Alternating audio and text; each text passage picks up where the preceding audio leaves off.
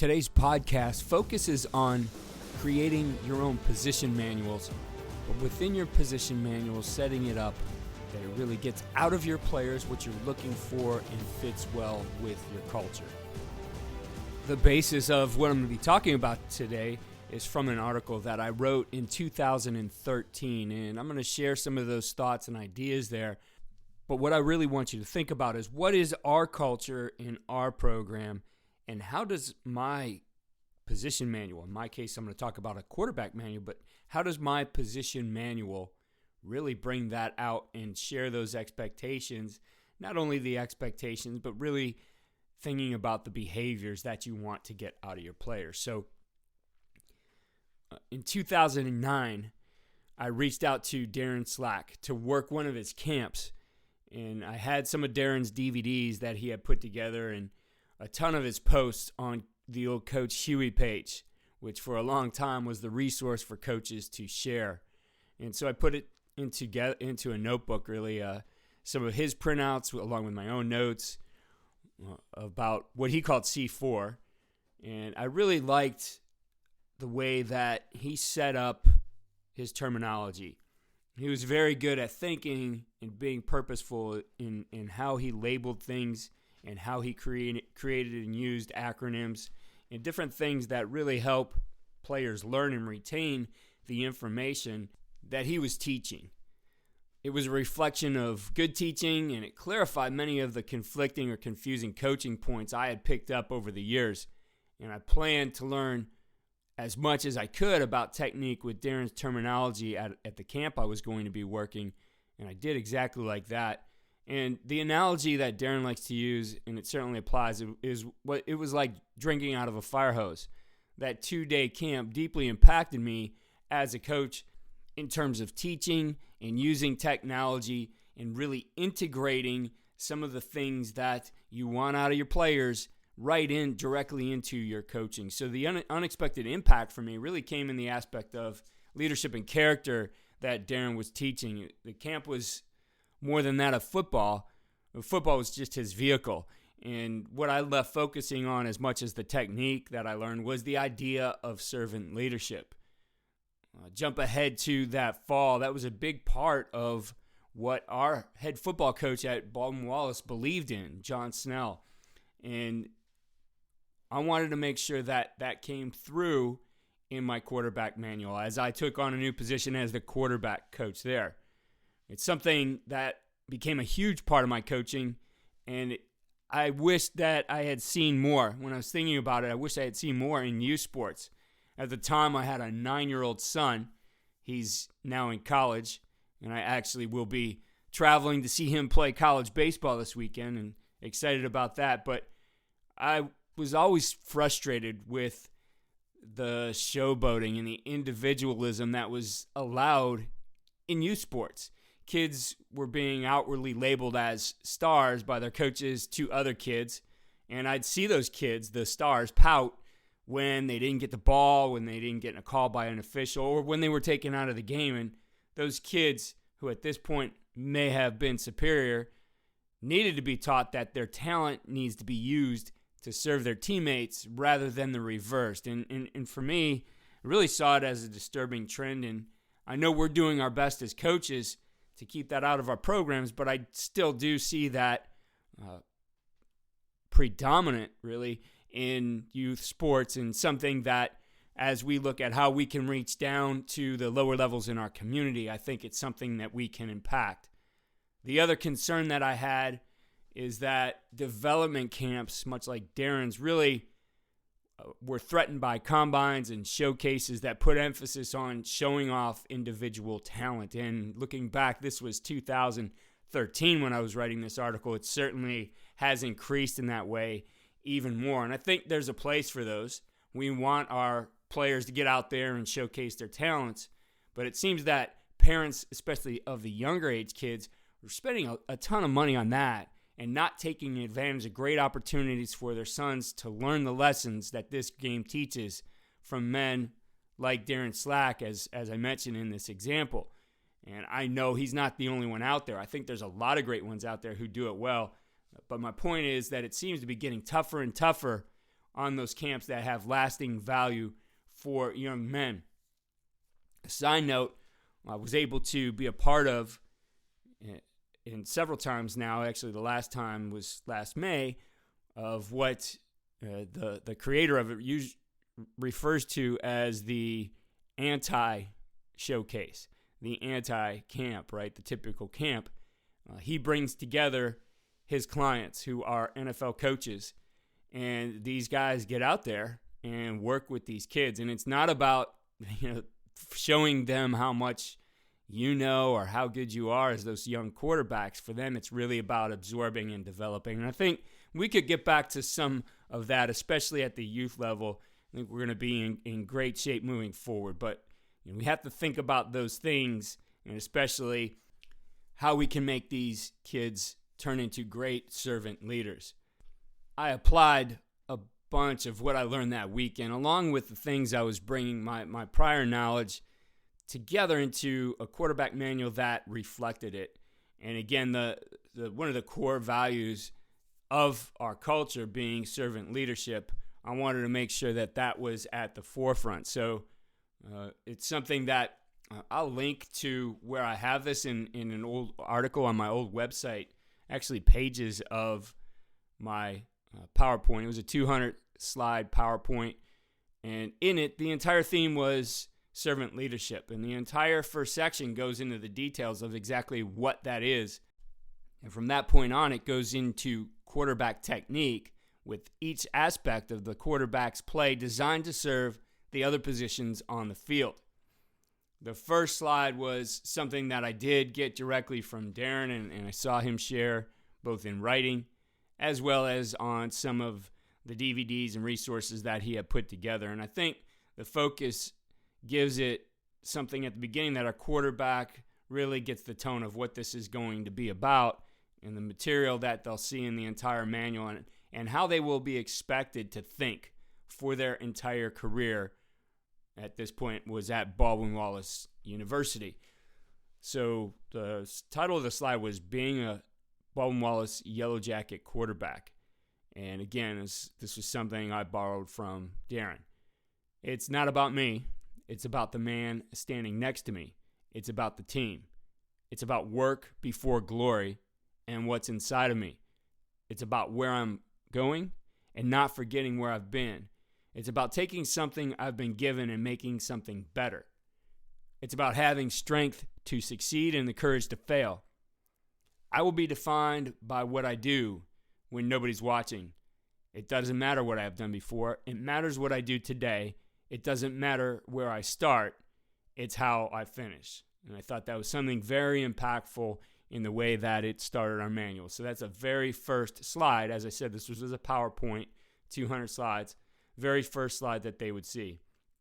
So then after that, it really goes into the qualities and intangibles that we expect out of our quarterbacks at BW. And this was really a collection of quotes and leadership pieces that I'd taken from a number of different resources. And so it starts with the top of the slide. It says, leading is serving. Do your job in a way that allows all of those around you to excel. And it goes into, and this was all hyperlinked, talks about the qualities of a BW quarterback, the leadership of a BW quarterback, the mindset of a BW quarterback, and then getting it done on the field was the last section that I talked about. And in the slide at the bottom of it has relentless pursuit of excellence. Perfection is not attainable, but if we chase perfection, we can catch excellence. And it's something from Vince Lombardi. So that's what I wanted our guys to understand. And so I'll kind of give an overview of these things. Certainly these go into depth, but that next section in talking about the qualities of a BW quarterback was something that I borrowed from Andrew Coverdale, and he detailed some outstanding coaching points in the areas that I mentioned here for quarterbacks. So he starts with something he found was Walter Camp's definition of a quarterback, which was given in 1893. Very interesting. We talked about our intangibles, the understanding that's necessary for the position, great ball handling and footwork, being a decision maker, and then technical things like body position and making the throw. From there, then, the leadership of a quarterback. The template is still that leading is serving slide, and it goes, again, into each of these sections. They're all hyperlinked, but as you go down, these are the things that are shared in this section of the manual. The leadership of a BWQB. You must be a leader. Focus will be on you. Leadership equals serving. Leader by example and vocal leader. So each of those sections, then I break out and talk about all of those things. The next section was on mindset, and the mindset of a BWQB. The following slides that I put together there were ideas about their attitudes that they have to take into their approach in being a quarterback at Baldwin-Wallace. So the mission was of our program to develop values of integrity, accountability, effort and attitude, family, organization, and leadership in all of our family members. So that was what started it. Again, then we went into different things that focused on the mindset. Then we shift the focus in the manual to the technical aspect of it for the quarterbacks, the mechanics, the techniques of playing the position, right? We illustrate those within this part of the manual.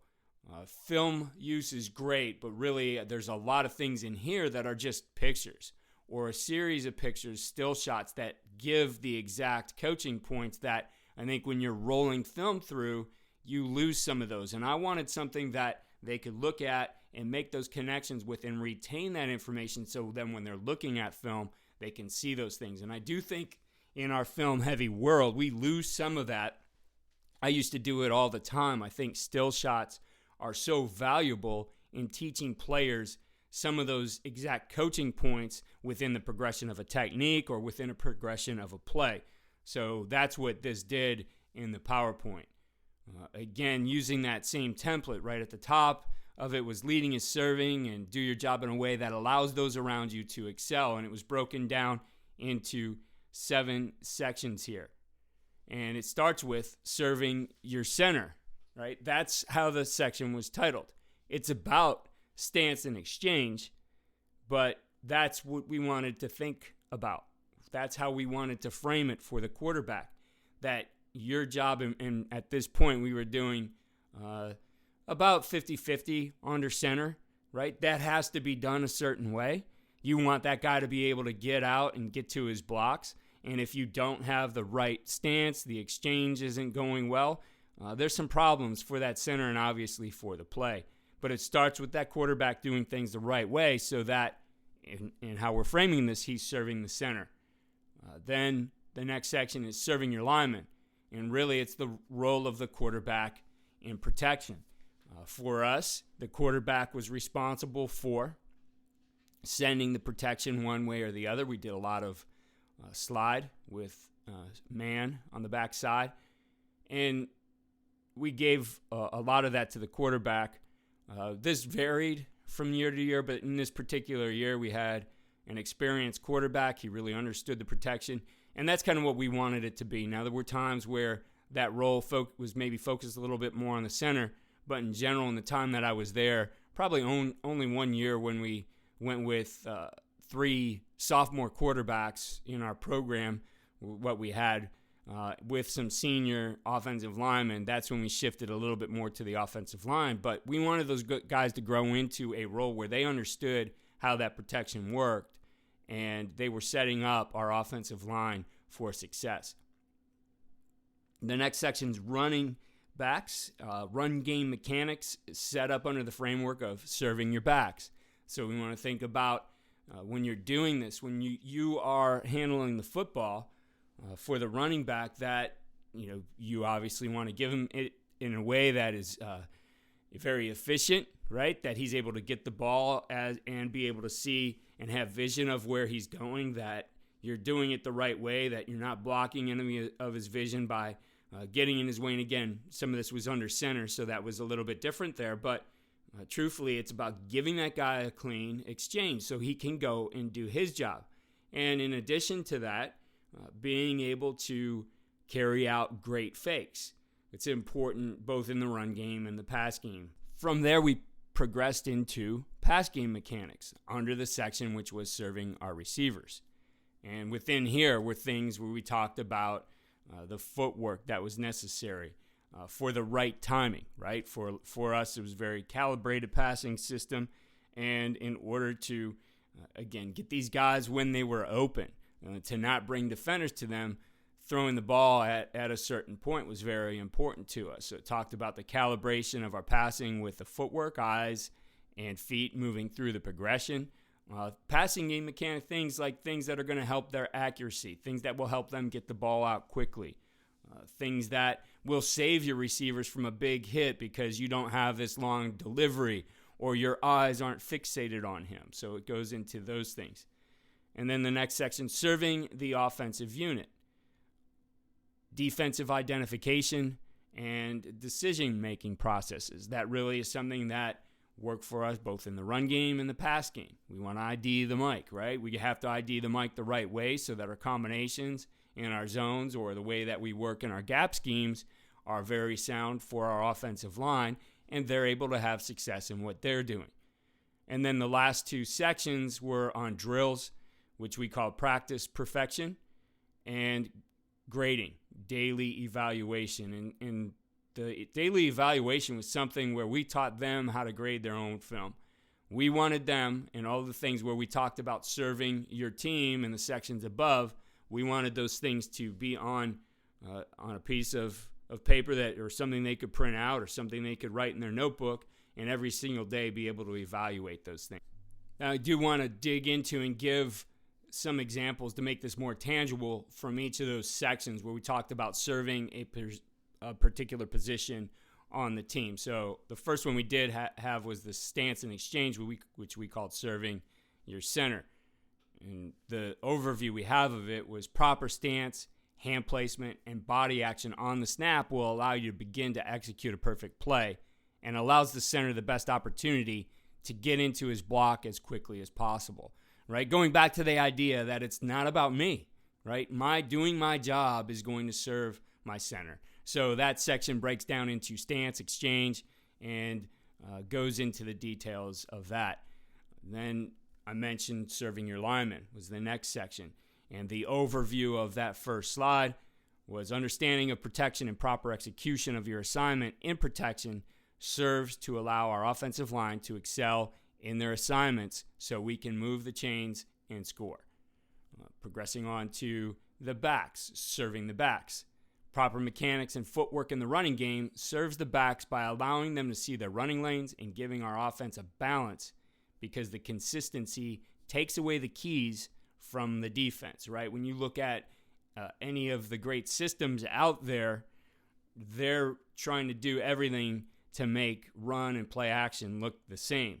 So that defense really at times is going to get frozen and it opens up opportunities. So within here, we cover in the different sections the quarterback as a blocker, right? And really we didn't want our guy out there hitting people. The idea is that if he's doing something with his actions where he pulls at least one defender away or causes that defender to hesitate in a way that he is out of the play, he's blocking that defender. So we talk about that and emphasize that first. Obviously, we go into the mechanics of the handoff, the toss. We talk about run game footwork and play action mechanics here as well. We get into running the ball. When you run the ball, right? How do you serve the team when you run the ball? And we get into just some of the things we expect out of him as a ball carrier if he does get the opportunity. Looking at the section that we call serving your receivers, we talk about some of the mechanics and footwork again. Proper mechanics, footwork, timing allows the receivers to be successful because we're putting them in a position to win.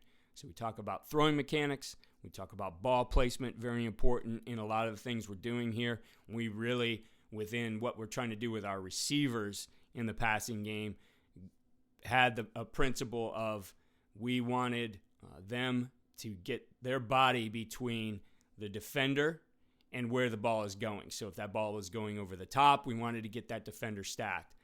If that ball was going inside of them, we wanted that defender to be on the back side of them. et cetera, et cetera. So ball placement being very important, some of our pass game rules, and the different types of throws that we wanted to teach them, teaching them that it's not all about throwing everything 80 miles an hour to a receiver, that sometimes it's touch, et cetera. And then looking at serving the whole offense. And the overview of this section is proper attitude, understanding of our opponent, and a clear, concise mental approach to executing plays allows you to serve the offensive unit so that we can make first downs and touchdowns. And again, a section there breaks down into attitude, defensive identification, coverage identification, and the decision-making process. And we really put an emphasis on all of those things. A big part of what we worked into our practice, into our drills, making sure that the communication when we're IDing the defense was very good. I think back to our first days in camp, and especially with the newer quarterbacks, we assign somebody to be up by the line of scrimmage and listening. Is he communicating clearly? Is he communicating the right thing? Right? We had those young quarterbacks who maybe were timid, didn't enunciate everything that they wanted to, and we would have to coach them up on those things. Again, we're serving the offense, and we emphasize that. We'd always talk about everything you do is serving somebody else on the team. So at no point in that 200 slide quarterback manual is the quarterback even given the slightest hint that the team is there to serve him. The lesson on leadership and coaching points for both on and off the field performance indicate that his role is to serve others. And it's an important lesson that we carried out with our quarterbacks, and that their success as leaders of men, both on and off the field, really could be developed here in what we were doing. Obviously, we want this to go beyond football, and it helped fulfill the vision of our program that our players become champions in life and football. So I thought that was something that was very useful to us in thinking not just how am I going to slap down all the technical things that this guy has to learn, but he has to understand exactly why we're doing those.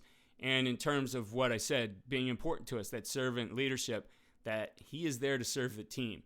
And so our head coach, John Snell, did love that, and really wanted other guys to think about things in that way as well, and what they could put in their position manuals to really bring out that servant leadership, again, which was a pillar of our program. So, maybe that's not exactly yours, but what can you do to really put that culture into the technical side of things? How can you integrate those things so that they work together? Because I guarantee when you're able to do that, that stuff is going to stick a lot better. It's going to stick in their memory when they know what they're accountable for and why they're accountable for it, right? For us, again, as I said, it was the idea of serving others. So an idea there for you. I will put the link to that in the show notes. There's some other great things on that old website I have where I shared something I had from Jim Zorn that went into some of the things that went into the attitude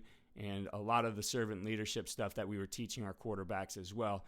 So there's some gems there hidden on that website. There are a lot of dead links now. Some of the places where I was directing to, like American Football Monthly or USA Football, don't have those articles up anymore. I'm working to get some of those, and believe me, there's a lot of them over the years, onto coachingcoordinator.com. And so some of those will be appearing there soon, especially the ones that link to nothing. I'm going to try to get those there and link this old website back over to it. But as I said, you could see all the slides from this that organize it. Not every slide, just the organization slides that I talked about today. So hopefully that was something useful to you. I'd love to hear about how you organize your position manual. I'm always looking at different ways to do things, and obviously share that with you, our listeners. DM me at Coach K. Grabowski, or email me, Keith@coachingcoordinator.com, to share some of those ideas, and follow all we're doing on coachandcoordinator.com.